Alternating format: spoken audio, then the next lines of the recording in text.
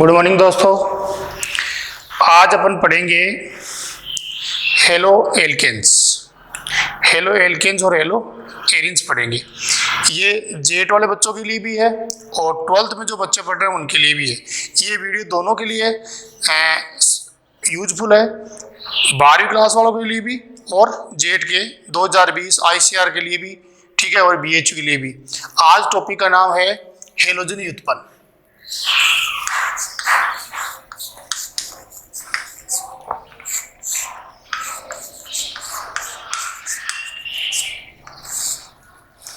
आज टॉपिक का नाम है हेलोजन व्युत्पन्न।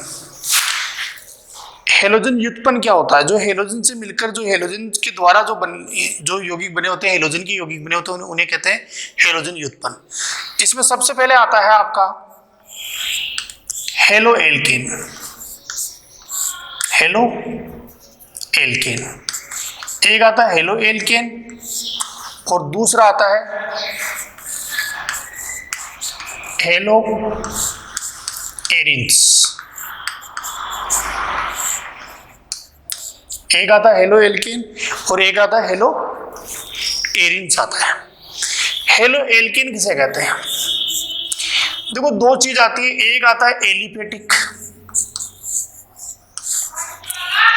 एलिफेटिक हाइड्रोकार्बन और एक होता है एरोमेटिक हाइड्रोकार्बन। एक होता है एलिफेटिक हाइड्रोकार्बन और एक होता है एरोमेटिक हाइड्रोकार्बन। एलिफेटिक में आता है एल्केन, एल्कीन और एल्काइन, ठीक है। एरोमेटिक में आता है बेंजीन और बेंजीन के व्युत्पन्न आते हैं एरोमेटिक में आते हैं। अब बात आती है सबसे पहले इसकी कि जब एल्केन या आप कह सकते हो एलिफेटिक हाइड्रोकार्बन में एक या एक से अधिक हाइड्रोजन का प्रतिस्थापन, एक या एक से अधिक हाइड्रोजन का प्रतिस्थापन हेलोजन परमाणु के द्वारा होता है, या हेलोजन जुड़ जाएगा और H क्या हो जाएगा, बाहर निकल जाएगा, या H का निष्कासन हो जाएगा, तो R और R के साथ जुड़ जाएगा X। इसको क्या कहते हैं? हेलो एल्केन कहते हैं। क्या कहते हैं? Halo alkane. तो एल्केन ये हो आपका,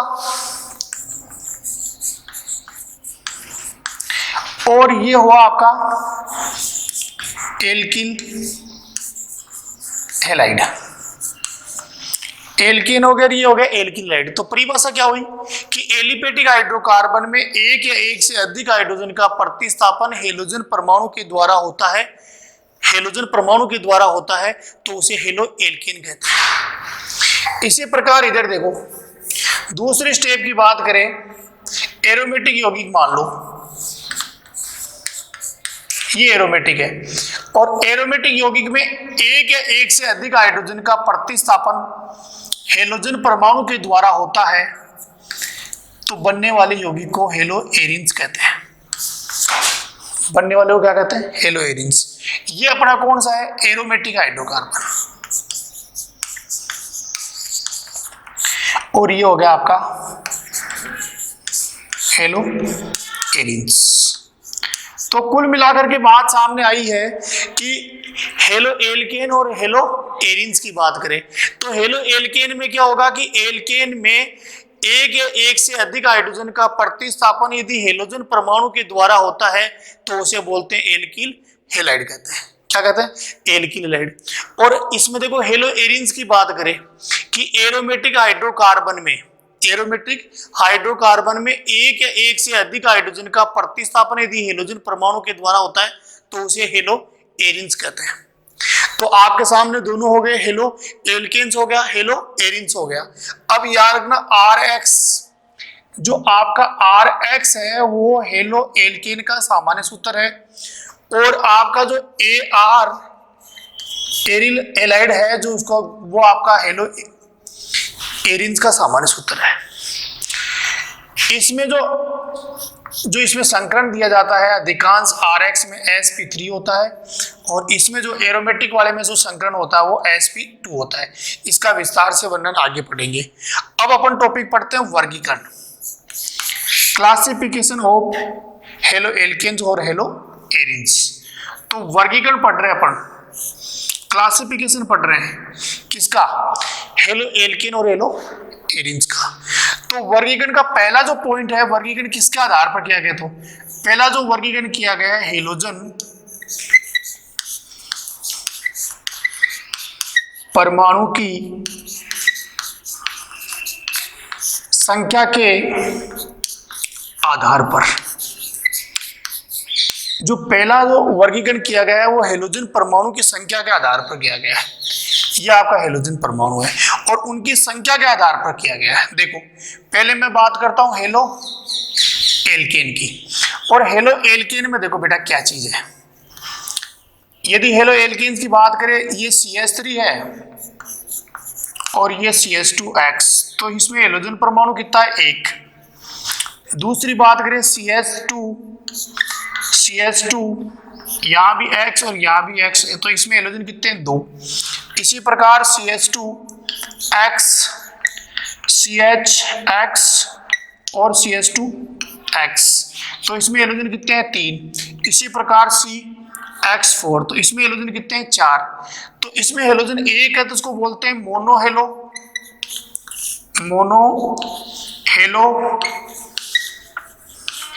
हेलो एल्केन। क्या बोलते हैं? Mono halo alkane.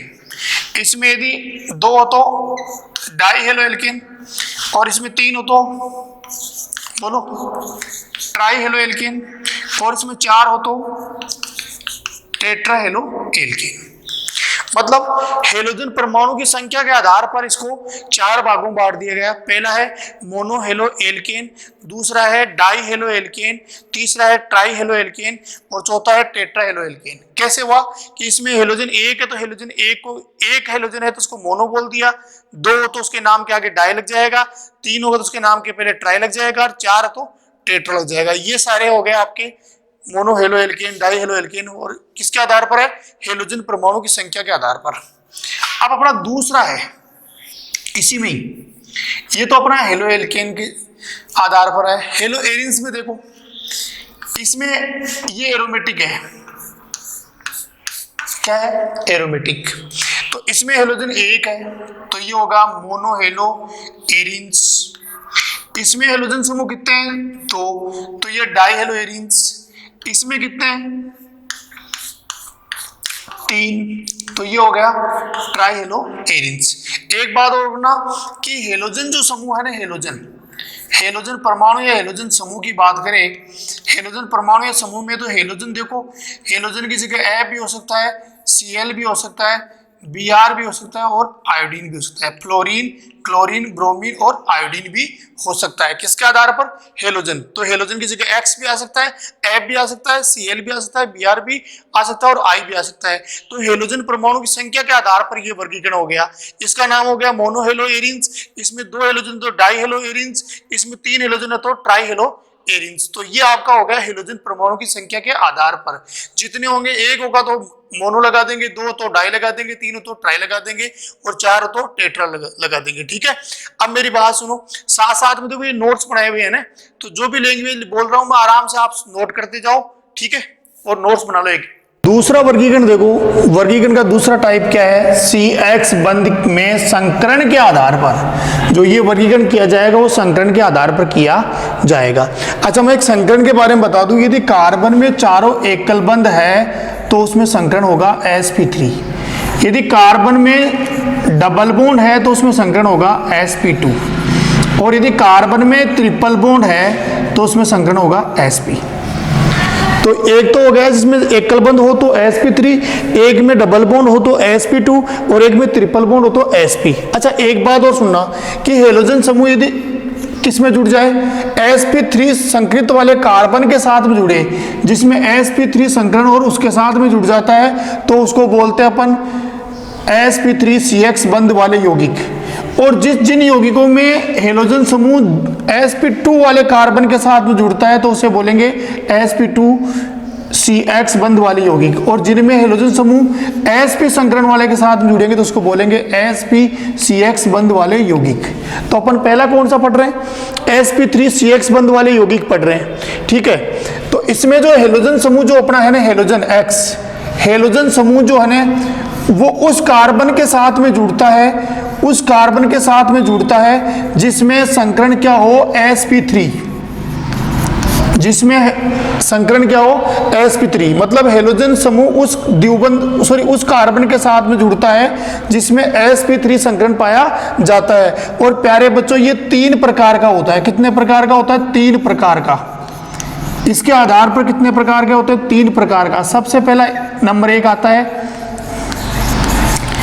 Alkyl halide. Alkyl halide का RX कहते हैं, याद रखना। ये देखे जाए तो ये मोनो हेलो एल्केन्स है, क्योंकि इसमें हेलोजन समूह एक ही रहेगा। लेकिन एल्किल हैलाइड RX के आधार पर, तो इसमें जो हेलोजन समूह जुड़ता है वो एल्किल समूह के साथ जुड़ता है। एल्किल का मतलब जानते हो, R समूह के साथ जुड़ता है। इसमें जो हेलोजन समूह जुड़ता है वो R समूह, R को क्या बोलते हो? एल्किल समूह के साथ में जुड़ता है बेटा, ठीक है। और ये 3 प्रकार का होता है। ये भी कितने प्रकार का होगा बेटा? 3 प्रकार का होगा। पहला नंबर 1, नंबर 1 की बात करें,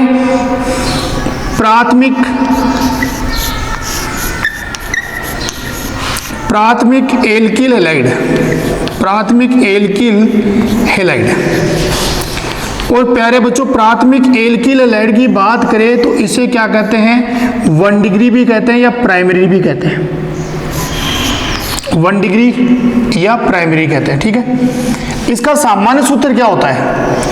इसका सामान्य सूत्र की बात करें तो ये होगा RCH2X। ये इसका सामान्य सूत्र है, CH2X। CH2X इसका सामान्य सूत्र है बेटा। अब यहां जो चेंज होगा वो R चेंज होगा। देखो एग्जांपल देखो, CH3, CH2, CH2 या मान लो CH3 CH2X हो गया। तो ये देखो सामान्य सूत्र मिल रहा है, प्राथमिक हुआ। ऐसे ही CH3, चाहे इधर कितनी बड़ी श्रृंखला हो या कितनी संख्या में विभाजित हो, इससे कोई मतलब नहीं है। जो हेलोजन समूह जुड़ता है उसमें देखो कि ये संरचना बन रही है क्या। तो ये CH2X है, CH2X है, CH2X है, तो ये कौन सा हुआ? प्राथमिक एल्किल हैलाइड। मतलब इसमें हेलोजन समूह प्राथमिक कार्बन के साथ में जुड़ता है। हेलोजन समूह कौन से कार्बन के साथ जुड़ता है? प्राथमिक। थोड़ा वर्णन कर देता हूं। यदि एक कार्बन से एक कार्बन जुड़ता है तो इसको बोलते हैं 1 डिग्री या प्राथमिक। एक कार्बन के साथ में 2 जुड़ गए तो ये 2 डिग्री हो गया। और एक कार्बन के साथ में 3 कार्बन जुड़ गए तो ये 3 डिग्री हो गया। और एक कार्बन के साथ डायरेक्ट 4 कार्बन जुड़े तो ये 4 डिग्री हो गया। मतलब एक कार्बन में एक ही जुड़ा डायरेक्ट तो ये 1 डिग्री, एक कार्बन से दोनों जुड़े तो ये 2 डिग्री, एक कार्बन से देखो एक इधर जुड़ा है, एक इधर जुड़ा है, एक इधर, तो ये 3 डिग्री। इस कार्बन में देखो कितने कार्बन जुड़े, 1 2 3 और 4, तो ये 4 डिग्री हो गया। तो ये आपको पता है, एक कार्बन से एक ही कार्बन जुड़ा हो तो 1 डिग्री, एक कार्बन से 2 कार्बन जुड़े तो 2 डिग्री, एक कार्बन से 3 कार्बन जुड़े तो 3 डिग्री, और एक कार्बन से 4 कार्बन जुड़े तो 4 डिग्री कहते हैं। ये कार्बन के आधार पर हो गया। अब बात आती है प्राथमिक एल्किल हैलाइड को जानते हो आप, इसका सामान्य सूत्र जानते हो, और इसमें हेलोजन समूह है वो प्राथमिक कार्बन के साथ में जुड़ता है। इसके बाद में चलते बेटा नंबर 2 पे क्या आता है? द्वितीयक एल्किल हैलाइड। द्वितीय को अंग्रेजी में बोलते हैं सेकेंडरी। द्वितीयक एल्किल हैलाइड, द्वितीयक एल्किल हैलाइड को सेकेंडरी एल्किल हैलाइड कहते हैं, ठीक है। इसको 2 डिग्री भी कहते हैं, इसको प्यारे बच्चों सेकेंडरी भी कहते हैं, 2 डिग्री या सेकेंडरी। इसमें जो आपका हेलोजन समूह है ना वो द्वितीय कार्बन के साथ में जुड़ता है, द्वितीय कार्बन के साथ, द्वितीय कार्बन से जुड़ता है, ठीक है। पहला पॉइंट हो गया, हेलोजन जो परमाणु है वो द्वितीय कार्बन से जुड़ता है। दूसरा इसका सामान्य सूत्र क्या है? सामान्य सूत्र, इसका सामान्य सूत्र होता है R, ये हो गया CH, और ये R, और ये मतलब X, मतलब ये इसका सामान्य सूत्र है। CH X इसका सामान्य सूत्र हुआ, CH X इसका सामान्य सूत्र हो गया, ठीक है। इसके एग्जाम्पल देखो, CH3, CH और CH3। तो ये बीच वाले कार्बन से कितने कार्बन जुड़े हुए हैं? 2 या 3?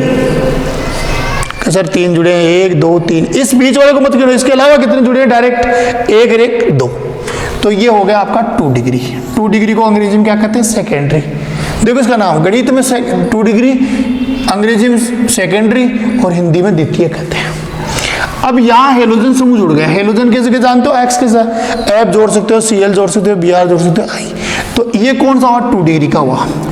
इसी प्रकार देखो, चाहे श्रृंखला कितनी बड़ी हो, कुछ इससे मतलब नहीं है। जो हेलोजन समूह जुड़ रहा है ना, उसमें उसमें उसके साथ कितने कार्बन जुड़े हुए हैं ये। तो यहाँ हेलोजन समूह ये अपना,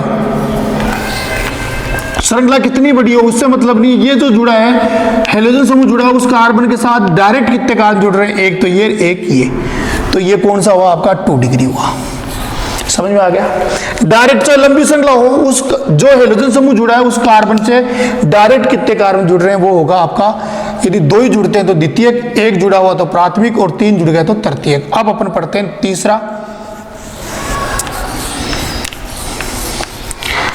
तृतीयक एल्किल हैलाइड। तृतीयक एल्किल हैलाइड को 3 डिग्री या अंग्रेजी में बोलते हैं इसको टर्सरी बोलते हैं। ठीक है, इसमें जो हेलोजन समूह है वो कौन से कार्बन जुड़ेगा? तृतीय कार्बन से। तृतीय कार्बन से जुड़ता है। और तृतीय कार्बन देखो, इसमें जो ये है, ये कार्बन देखो, ये कार्बन कितने कार्बन से जुड़ा हुआ? देखो 1 2 3। तो ये कौन सा हुआ आपका? तृतीय कार्बन। इसका सामान्य सूत्र की बात करें तो सामान्य सूत्र देखो इसका, ये R, ये R, ये R, ये R और ये X। तो इस कार्बन में यहां भी कार्बन होगा, यहां भी कार्बन होगा और यहां भी। तो कितने कार्बन होंगे? R का मतलब कार्बन, तो कितने कार्बन होंगे? 3। तो यह आपका हो गया टर्सरी या 3 डिग्री। टर्सरी या 3 डिग्री हो गया। ये इसका सामान्य सूत्र हो गया।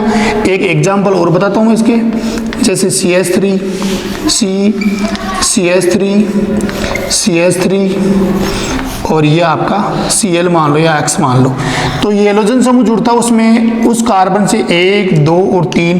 तो ये आपका 3 डिग्री होगा। कौन सा हुआ? 3 डिग्री। तो एक बार मैं रिपीट वापस कर देता हूँ, ध्यान से देखना बेटा। अपन दूसरा पढ़ रहे हैं, वर्गीकरण का दूसरा टॉपिक पढ़ रहे हैं, दूसरा टाइप पढ़ रहे हैं। CX बंध में संकरण के आधार पर जो हेलोजन समूह जुड़ेगा, हेलोजन समूह जुड़ेगा उसमें उस कार्बन में संकरण क्या होगा उसके आधार पर अपन वर्गीकरण पढ़ रहे हैं। पहला जो वर्गीकरण है वो अपना sp3CX बंध वाले यौगिक है। इसमें जो हेलोजन समूह है वो sp3 संकरित कार्बन के साथ में जुड़ता है। ये 3 प्रकार का होता है। 3 प्रकार में से मैं पहला पढ़ा रहा हूं आपको एल्किल हैलाइड, जिसको RX कहते हैं। ये एल्किल हैलाइड भी 3 प्रकार का होता है। कितने प्रकार का होता है? 3 प्रकार का। जब हेलोजन समूह यदि प्राथमिक कार्बन से जुड़ता है तो इसे प्राथमिक एल्किल हैलाइड कहते हैं। जब हेलोजन समूह द्वितीय कार्बन से जुड़ता है तो द्वितीय कहते हैं। जब हेलोजन समूह X आपका तृतीय कार्बन जुड़ता है तो उसे तृतीय क्या कहते हैं? तृतीयक एल्किल हैलाइड कहते हैं। ठीक है, इसका सामान्य सूत्र क्या होता है? RCH2X है। इसके ये एग्जाम्पल हो गए। इसका सामान्य सूत्र क्या है? RCH R और X, मतलब ये सामान्य सूत्र है। CH तो ये मिल गया जहां भी, ये इसका एग्जाम्पल हो गया। देखो मिला। तो CH के साथ यदि X आ जाता है तो ये कौन सा होगा? आपका द्वितीयक। अब बात करते हैं तृतीयक एल्किल हैलाइड में 3 डिग्री या टर्सरी कहते हैं। इसमें जो हेलोजन समूह है वो तृतीय कार्बन के साथ जुड़ता है। जैसे जुड़ा हुआ है, देखो ये हेलोजन समूह है, ये कार्बन देखो 1 2 3। तृतीय कार्बन किसे कहते हैं? जो 3 कार्बन से जुड़ा हुआ उन्हें उसे तृतीय कहते हैं। इसका सामान्य सूत्र क्या है? RCRRX है। और इसका ये एग्जाम्पल हो गया CH3 और इस C के साथ जुड़ा आपका X। इसका एक एग्जाम्पल मैं और देता हूं आपको इधर। चाहे श्रृंखला कितनी बड़ी हो, अब आप इसमें से बता सकते हो कि तृतीय कौन सा है।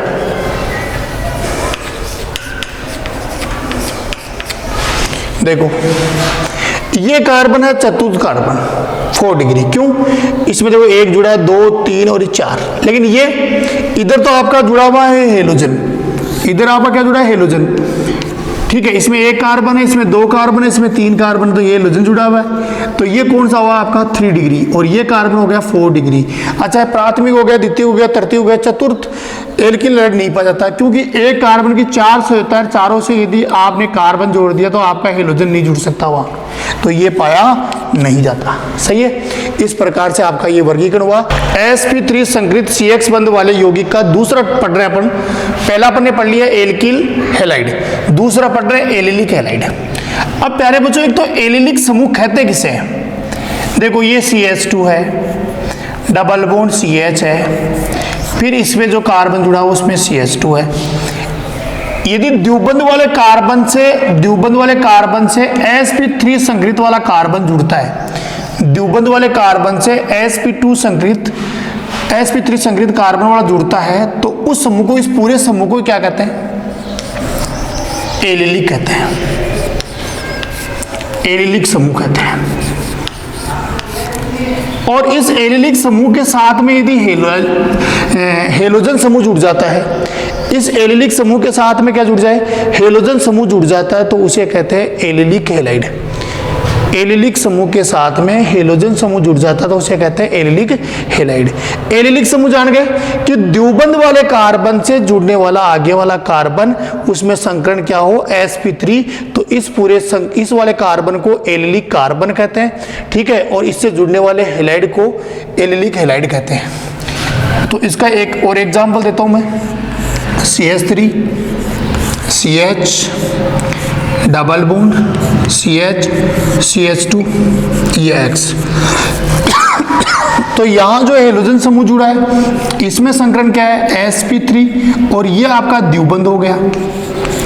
तो द्विबंध वाले कार्बन में जो आगे द्विबंध वाले कार्बन से जो कार्बन जुड़ता है उसमें संकरण क्या है? sp3 संकरण है, और इसमें जो हेलोजन समूह जुड़ता है तो इस प्रकार के यौगिक को कौन सा कहते हैं? एलिलिक हैलाइड कहते हैं। ठीक है, तो याद समझ में आ गया। तीसरा पॉइंट है अपना एल्किल हैलाइड का,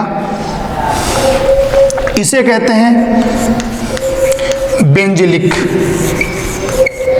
बेंजिलिक हैलाइड।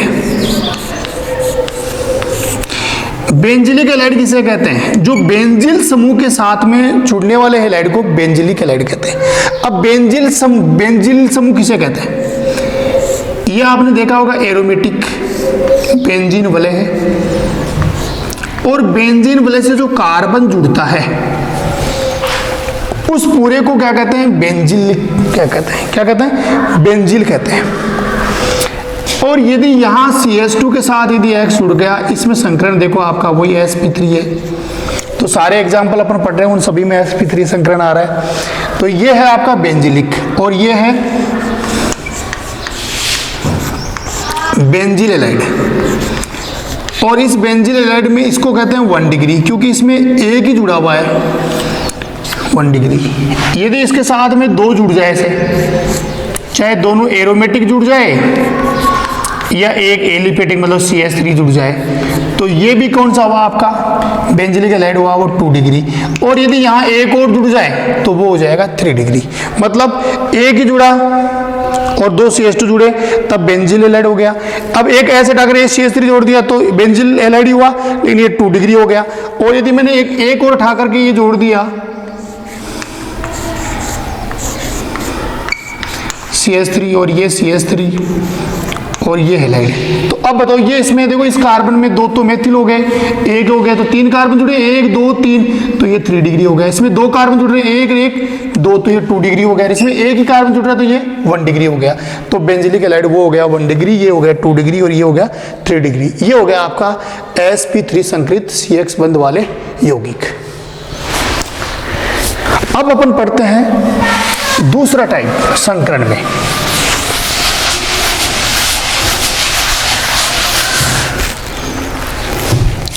अब अपन दूसरा है sp2 संकृत CX बंध वाले यौगिक। sp2 संकृत CX बंध वाले यौगिक। पहला अपने क्या पढ़ा? sp3 संकृत CX बंध वाले यौगिक। अब इसमें जो हेलोजन समूह है बेटा, वो हेलोजन समूह आपके sp2 संकृत वाले कार्बन के साथ में जुड़ेगा। जैसे आप सभी को पता है डबल बॉन्ड वाला है ये हेलोजन, तो आप इसमें देखो कि संकरण क्या है sp2, मतलब हेलोजन समूह द्विबंध वाले कार्बन से जुड़ेगा। हेलोजन समूह कौन से कार्बन जुड़ेगा? द्विबंध वाले कार्बन के साथ में जुड़ेगा। और प्यारे बच्चों ये दो प्रकार का होता है। कितने प्रकार का होता है? दो प्रकार का। कितने प्रकार का होता है? दो प्रकार का। नंबर एक, पहला नंबर एक में क्या बात करते हैं? Vinylic halide. और प्यारे बच्चों वाइनिलिक हैलाइड की बात करें, वाइनिलिक हैलाइड में देखो तो इसमें क्या आएगा आपका? इसमें देखो वाइनिल समूह कहते हैं किसे? CH2 डबल बॉन्ड CH, इस समूह को वाइनिल समूह कहते हैं। और जब वाइनिल समूह के साथ में यदि हैलाइड जुड़ जाता है तो वो हो जाता है वाइनिलिक हैलाइड। और इसमें देख लो संकरण वही आपका sp2 है।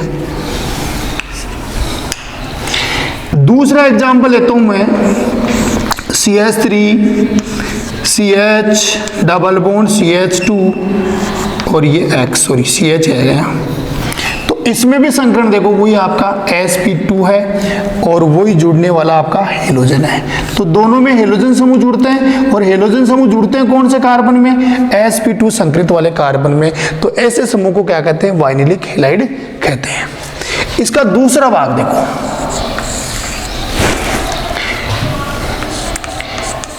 एरिलिक हैलाइड।